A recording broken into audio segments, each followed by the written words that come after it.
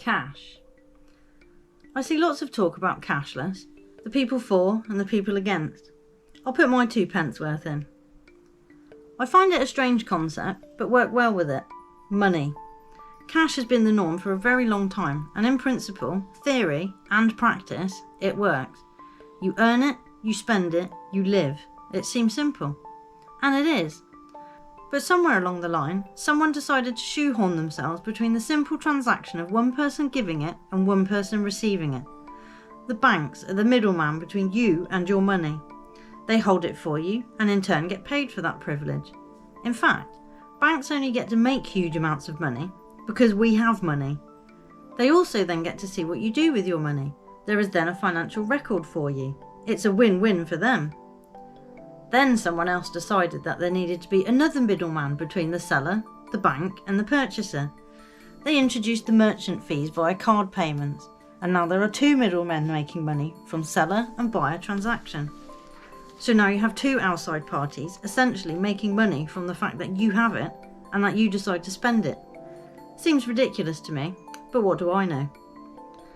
Now, with the looming threat of cashless, I felt there is a need to review cash again and how it actually affords a number of freedoms many seem to overlook.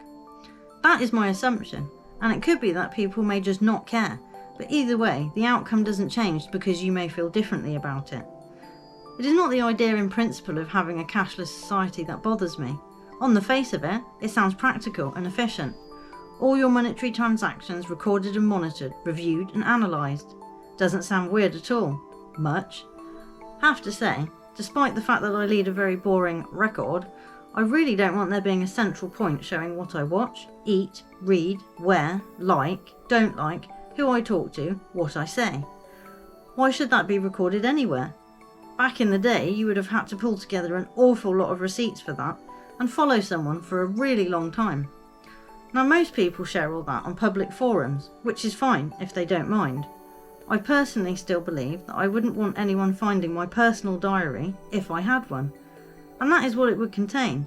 Your hopes, dreams and fears, who you like and hate that week. But now it's all online, shared on a daily basis freely.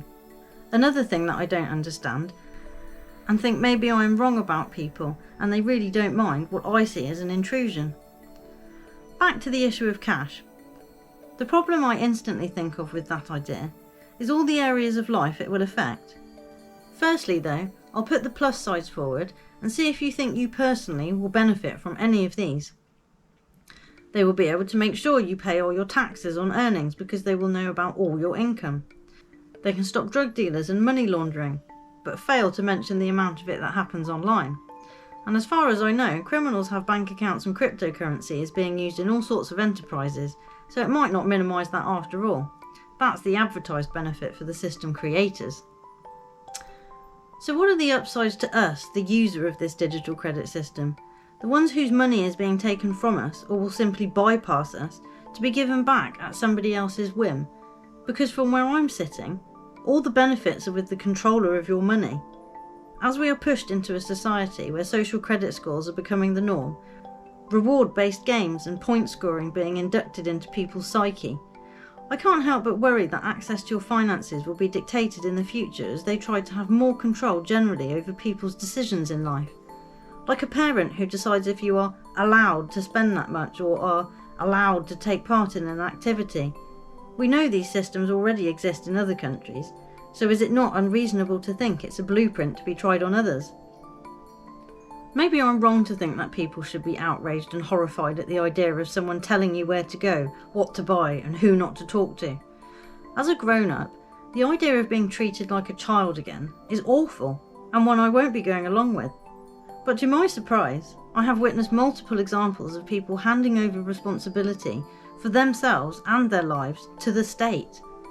I can only imagine they think it is there to help you, or look after you, or to wrap an arm around you and tell you it will be alright. Once I looked into it further, I could see this was not by accident.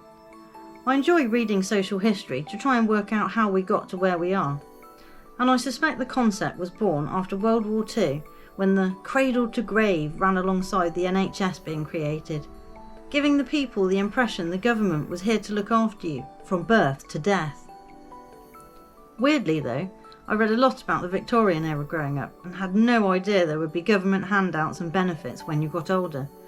I believed that if you didn't work, you didn't eat, therefore you would die or end up in the workhouse/poorhouse.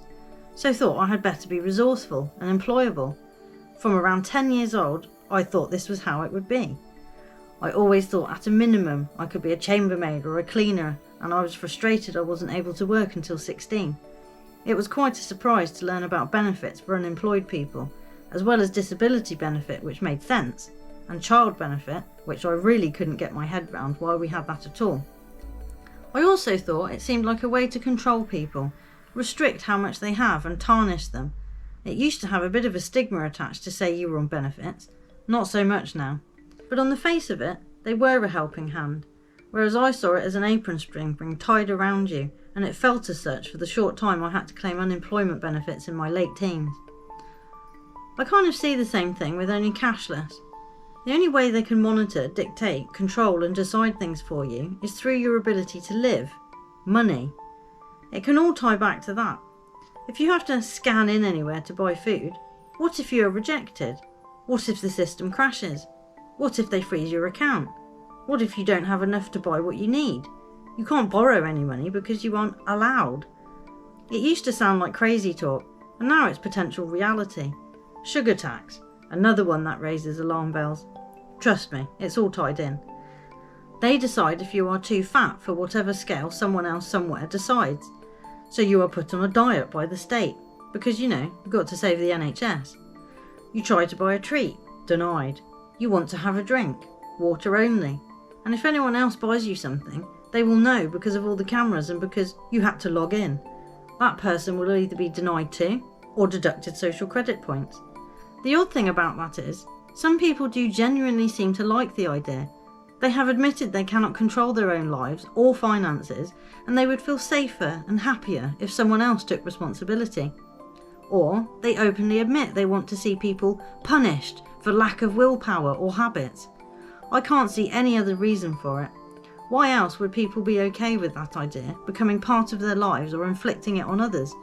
Or having an overseer or surrogate parent setting all the rules and enforcing them? Words and their real meaning seem to have been terribly lost of late, and the concepts that accompany those words are being overlooked or not given the time they deserve. I like to use words to describe exactly what I mean, but now know that not everyone has the same meaning for things.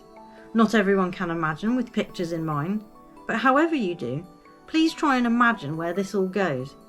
And if you do not see a problem with where we are, or how we got here, then good for you.